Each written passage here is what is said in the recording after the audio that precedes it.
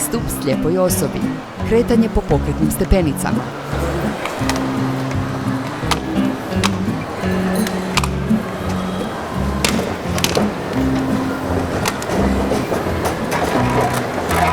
Trebaš pomoć. Može, da, do pokretnih stepenica bi Dođi, trebala.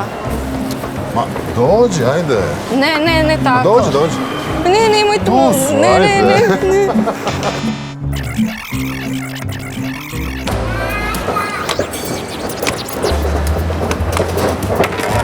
Tu se trebaš pomoć.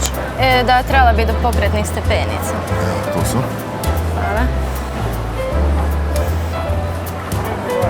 Ako ne vidimo, nismo nevidljivi. Mobilitet je osnovni preduvjet neovisnog življenja i ravnopravnog uključivanja u društvo. Pravilnim pristupom pružate podršku slijepim i slabovidnim osobama.